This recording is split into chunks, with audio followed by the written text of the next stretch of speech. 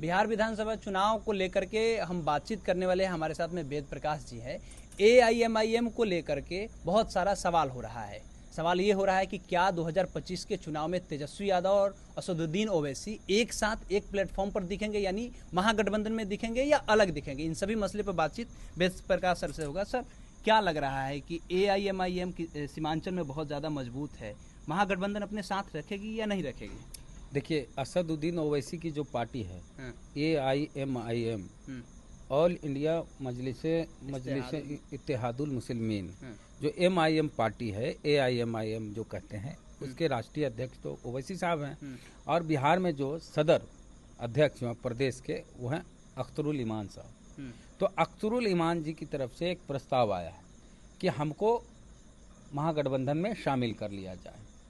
और ऐसी भी खबरें हमने देखी, पढ़ी भी मेन स्ट्रीम मीडिया में, वेबसाइट पे, कि अंदर अंदर बातचीत चल रही है तेजस्वी यादव से। और ये भी बातचीत चल रही है कि तेजस्वी यादव 7-8 सीट देने के लिए तैयार भी है। और मांग उनकी जो है एमआईएम की, वो है 10 से 15 के आसपास बीच में। तो एक सवाल उठता है कि अब तक ओवैसी को महागठबंधन में शामिल क्यों नहीं किया गया?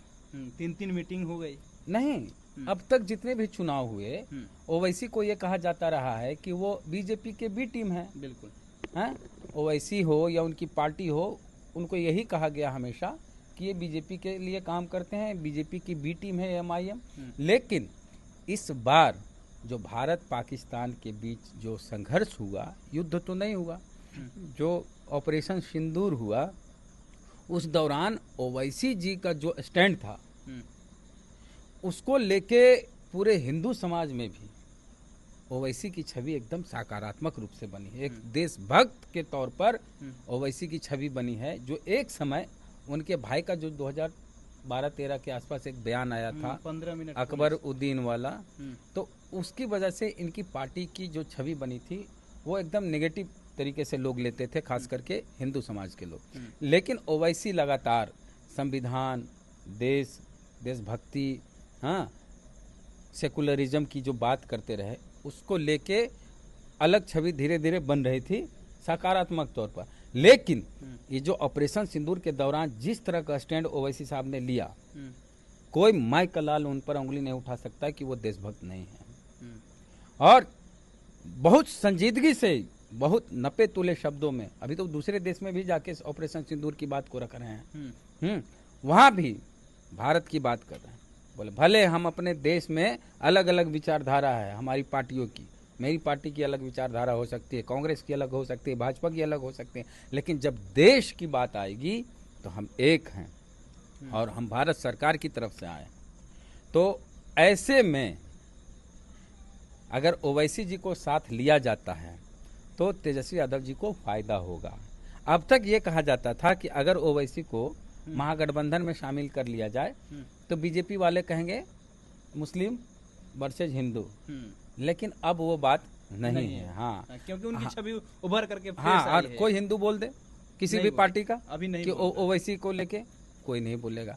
ऑपरेशन सिंदूर की में एक राजनीतिक सिपाही की तरह एकदम भारत के लिए डटे रहे ओवैसी, भारतीय सैनिक अब पाकिस्तान को मुंह तोड़ जवाब देते रहे ओवैसी, खुले मंच से पाकिस्तान मुर्दाबाद का नारा तक लगाया। हाँ, तो ओवैसी साहब की वो छवि अब वैसी कट्टर मुस्लिम वाली छवि नहीं है या उनकी पार्टी की। अब उनकी पार्टी की, अब तो वो टिकट भी हिंदू समाज के जो लोग हैं, हिंदू धर्म को मानने वाले लोग हैं, ढाका से उन्होंने अनाउंस भी कर दिया कि ढाका से हम राणा रंजीत को हम टिकट देंगे। तो नहीं, वो ऐसे रिजर्व सीट पर भी उनके कैंडिडेट लड़े हैं चुनाव, तो वहाँ तो दलित का है तो दलित को ही देंगे।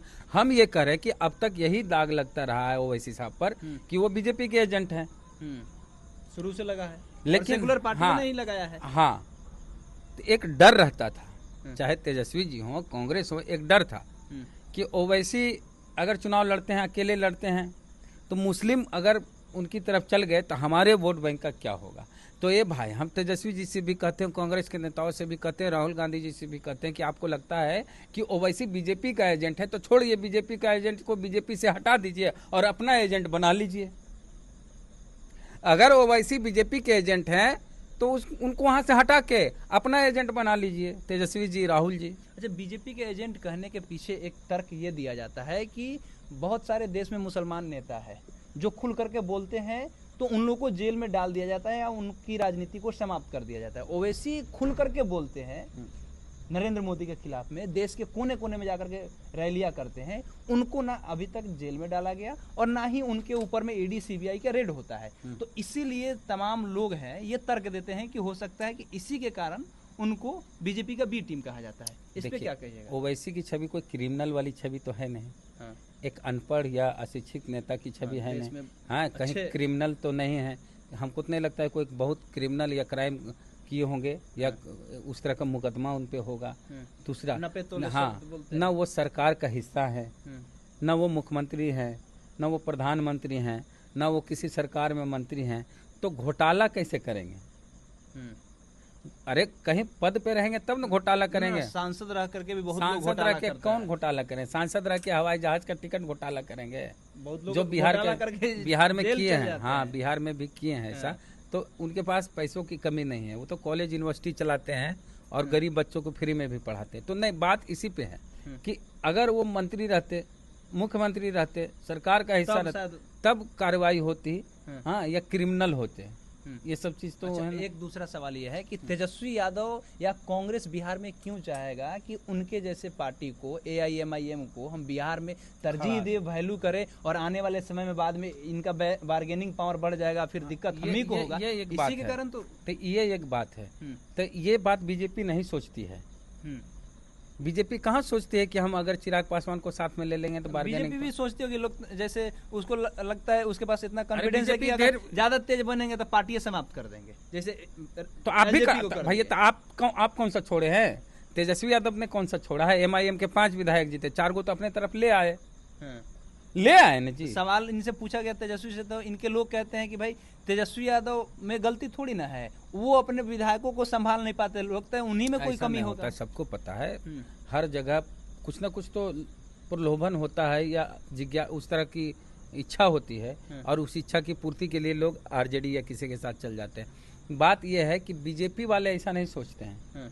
हाँ, बीजेपी वाले धड़ाधड़ सबको गठबंधन में ले लेते हैं। उपेंद्र कुशवाहा, मुकेश सहनी को भी ले लेंगे। कि बीजेपी वाले ये नहीं सोचते हैं कि इसको मजबूत कमजोर, वो सोचते हैं बीजेपी वाले कि हमको सरकार बनाना, सबको लेके सरकार बनानी है तो जो आ जाए ले लो। मांझी जी को ले लो, अपने वाला कम सीट। हाँ, चिराग जी को ले लो, नीतीश जी साथ ले लो, कुशवाहा जी को ले लो। हाँ, जो आज सबको अपने साथ ले लो, 1 2 सीट 4 सीट 5 सीट जितना। अगर प्रशांत किशोर आएंगे उनको भी रख लेंगे बीजेपी वाले, अगर चाहे सिचुएशन ऐसा। बीजेपी को ऐसा लगा कि प्रशांत किशोर को साथ लेने सरकार, हालांकि प्रशांत किशोर के पास कोई वोटिंग पावर है नहीं। वो हम लोग देख चुके उपचुनाव में, तो उसकी चर्चा ही नहीं की जाए। अच्छा, एक सवाल ये रहेगा कि बीजेपी या राजद की बात किया जाए बिहार में, तो अगर सीमांचल की बात किया जाए, सीमांचल में सबसे ज्यादा अगर पकड़ देखा जाए तो AIMIM के पास है।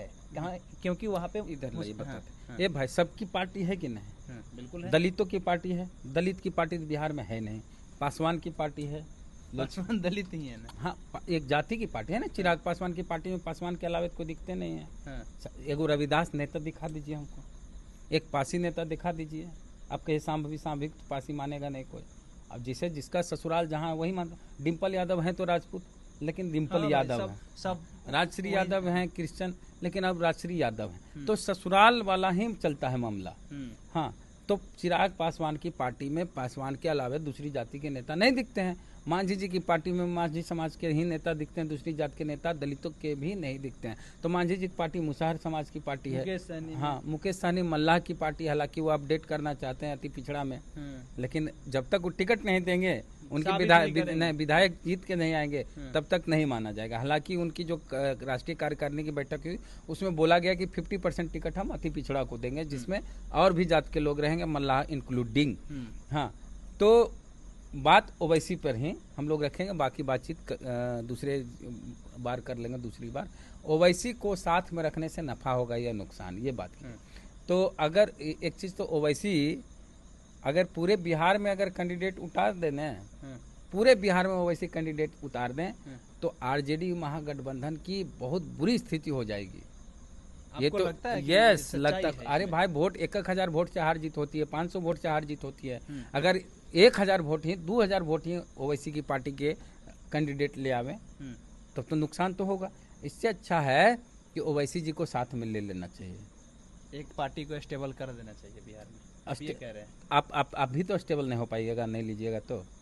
हाँ, सत्ता में आना है तो आपको स्टेबल उनको करना होगा, यही करना अगर है। उनको 5 सीट देने से आप 10 सीट जीत रहे हैं तो दे दीजिए, तो क्या दिक्कत है? बीजेपी दे देती है, हाँ, आपको भी दे देना चाहिए, दिल बड़ा करना चाहिए। और एक बात और बोलते हैं, एक समय जब खेला होवे के समय बारी आई थी, जब लगता था तेजस्वी यादव अपनी सरकार बना लेंगे, नीतीश जी की सरकार गिरा देंगे, उस समय AIMIM के जो विधायक हैं अख्तरुल ईमान अकेले थे उस समय, अकेले थे। 4 विधायक इनका ले लिए थे RJD, फिर भी बोले थे कि मैं तेजस्वी यादव के साथ रहूंगा, फिरका परस्त ताकतों को रोकने के लिए मुझे जो कुर्बानी देनी पड़ी मैं दूंगा। और ये ओवैसी साहब आज पहली बार नहीं बोल रहे हैं कि मुझे अपने साथ ले लीजिए।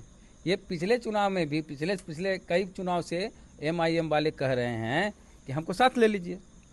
अरे भाई, हमको कहते हो हम बीजेपी की बी टीम है, छोड़िए बीजेपी की बी टीम, हम आप ही टीम में आना चाहते हैं, तो ले लीजिए।